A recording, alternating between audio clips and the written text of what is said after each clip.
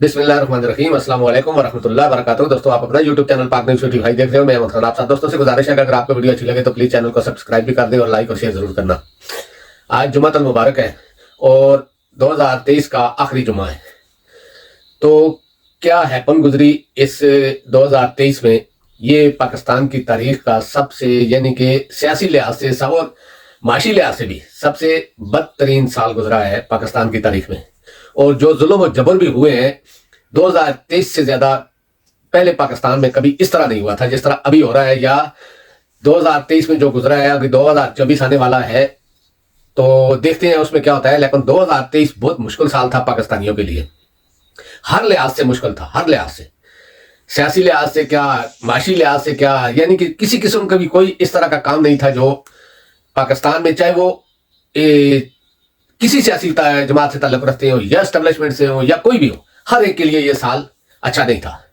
लेकिन एक चीज इस साल में बहुत अच्छी हुई और वो चीज थी लोगों के अंदर शाऊर का आ जाना और एक जज्बा अपने मुल्क के लिए। ये बात इस साल में बहुत ही पायदार थी, जिसने जितनी भी जो गलत चीजें हो रही थी 2023 में सब पर पानी फेर दिया। तो मेरा कहने का ये मकसद है कि 2023 तो गुजर चुका, तो हो सकता है 2023 के साथ साथ हमारे कुछ ताकतवरों या दूसरे लोगों के अंदर जो कुछ है वो भी गुजर जाए। उम्मीद है इंशाल्लाह 2024 जो अंग्रेजी साल है 2024 वो खुशहाली लेकर आए या कोई अच्छी खबरें लेकर आए पाकिस्तानियों के लिए, पाकिस्तान के लिए और दुनिया के मुसलमानों के लिए और दुनिया के लिए भी। शुरू में करता हूं, 2-3 खबरें हैं। एक तो जो साइफर केस का जो फैसला है, तहरीरी फैसला आ चुका है।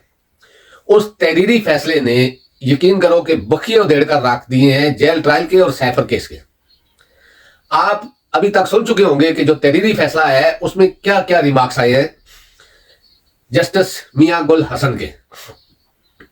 ऐसी ऐसी चीजें उन्होंने लिखी हैं कि जो लोग बाहर सोच भी नहीं सकते थे, साथियों को भी नहीं पता था कि इस जेल ट्रायल में क्या हो रहा है और जेल ट्रायल किस तरीके से हो रहा है। यानी कि पूरे का पूरा ट्रायल ही गलत तरीके से हो रहा था, यानी कि लीगल नहीं था, अनलीगल तरीके से ट्रायल हो रहा था। और हर चीज, फिर सबसे बड़ी बात वो थी कि जेल ट्रायल रोकने का सबसे बड़ा रीजन ये था कि जो गुहान, यानी कि 25 गुहान इन्होंने 10 दिनों में बगैर किसी को बताए, बगैर नोटिफिकेशन जारी किए सुन लिए थे। खसूसी अदालत के जज ने, अबू असनाद ने सुन लिए थे और किसी को कोई पता नहीं था।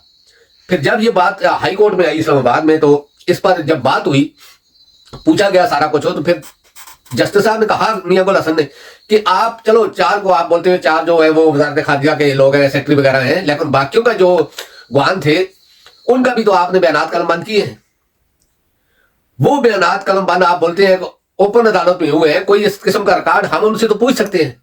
फिर उन्होंने क्या किया कि इसको रोकने के बाद उन्होंने पास सबसे बड़ी चीज क्या है कि इसमें एक दरख्वास्त आई हुई है जेल ट्रायल रोकने के बारे में। तो ऐसा ना हो कि हम अगर इसका फैसला भी नहीं देते तो कोई हुक्म आ जाए अदालत से और वो जो दरख्वास्त है वो उसी तरह रह जाए।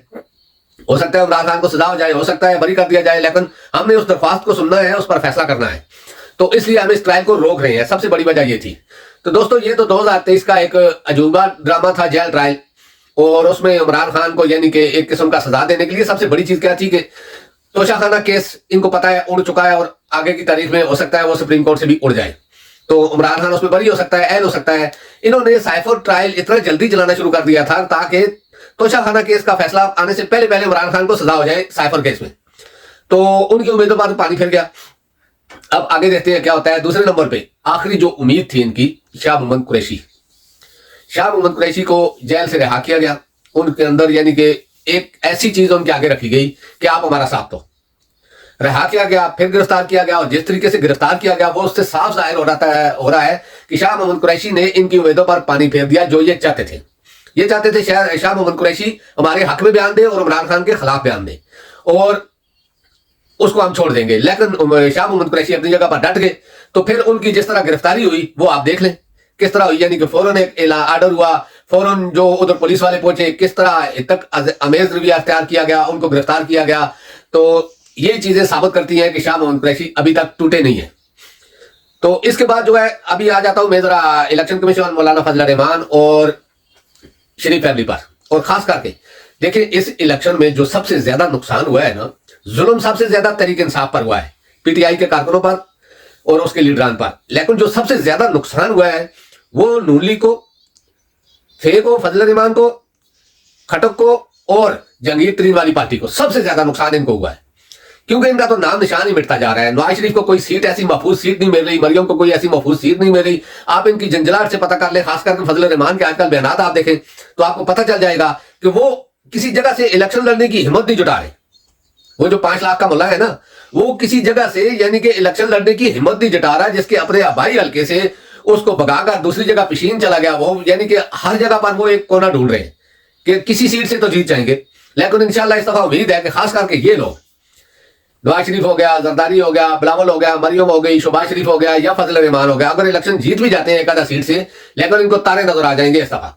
क्योंकि लोगों के अंदर जो गुस्सा है, खैर ये गुस्सा इमरान खान या तहरीक इंसाफ की वजह से नहीं है, लोगों के अंदर ये गुस्सा महंगाई की वजह से है। लोगों के अंदर ये गुस्सा उस बर्बरियत जुल्म की वजह से है जो अवाम पर महंगाई के जरिए डाया जा रहा है। लोगों के हर किस्म के रोजगार बंद किए गए हैं, लोगों पर इतना जुल्म करने के बावजूद उनके साथ ऊपर से नवाज शरीफ को लाकर मजाक भी किया जा रहा है।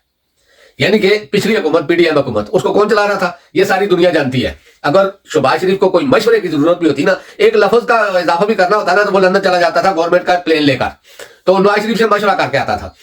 जो अभी लोग उसके मेन लोग हैं, जिनमें राना सनाउल्लाह है, साद रफीक है, ख्वाजा आसिफ है, एहसन इकबाल है, इस तरह के जावेद लतीफ है, या इस तरह के अहमद खान है, ये लोग, ये कौन लोग थे? ये अभी भी है ना, पहले उस हुकूमत में भी थे।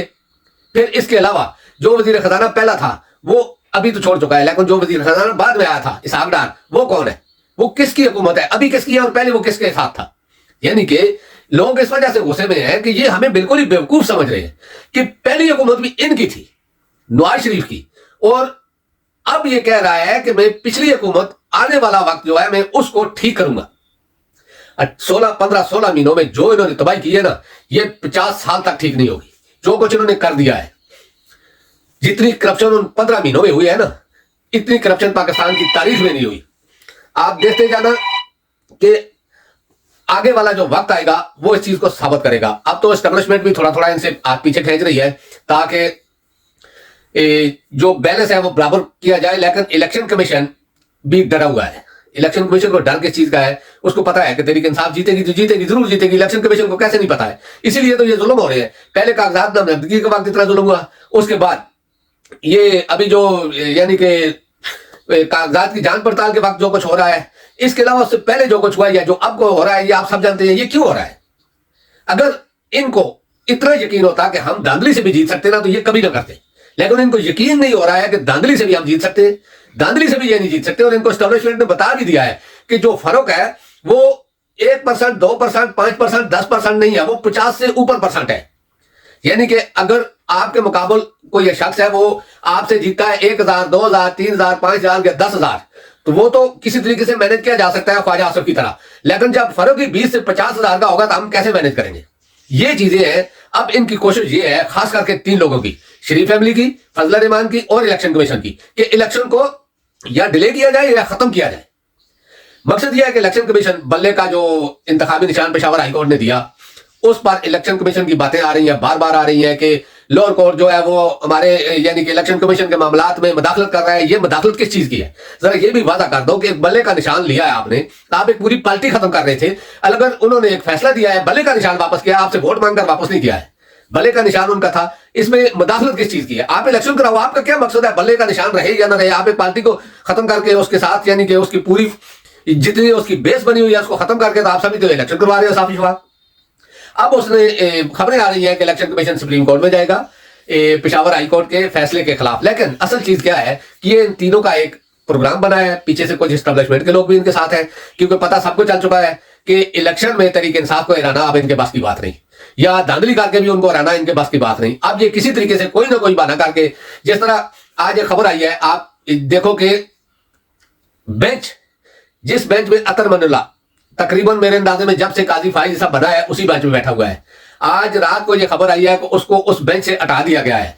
यानी कि ये चाहते ही नहीं कि जो लोग काजी फाइज ईसा हो गया जिस तरह, या अमर फारूक हो गया, ये अपनी मर्जी के बेंच रखना चाहते हैं और फैसले भी अपनी मर्जी के करवाना चाहते हैं। इसीलिए इलेक्शन कमीशन अब काजी फाइज ईसा छुट्टियां गुजार के आएगा तो एक केस उसके सामने जाएगा कि बल्ले का निशान इस तरह हुआ, इस तरह हुआ, और इलेक्शन डिले करें, हम इस तरह इलेक्शन नहीं करवा सकते। दूसरी साइड में जो पुलिस के जरिए इन्होंने एक प्रोग्राम बनाया था कि हम सिक्योरिटी नहीं दे सकते, आईजी का बयान देखे पंजाब के आईजी का कि सिक्योरिटी हमारे पास इतनी पुलिस नहीं है, और ऊपर से कोर कमांडर कॉन्फ्रेंस आ गई कि उन्होंने कहा कि इलेक्शन कमीशन को जो भी मदद दरकार होगी हम देंगे।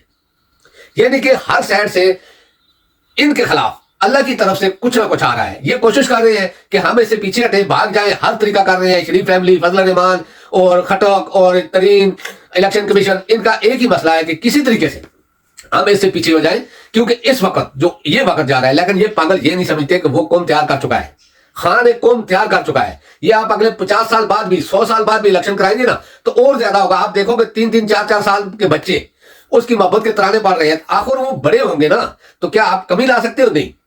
अब उसने कौम तैयार कर दी है, उसने ला इलाहा इल्लल्लाह का मतलब समझा दिया है, इय्या का नाबुदु व इय्या का नस्ताईन उसने लोगों के दिलों में बिठा चुका है। वो मुल्ला नहीं है, वो अपनी यानी कि एक दिल की आवाज को लोगों में बिठा चुका है। रियासत मदीना का जो वो नाम लेता था वो लोगों के अंदर बैठ चुकी है।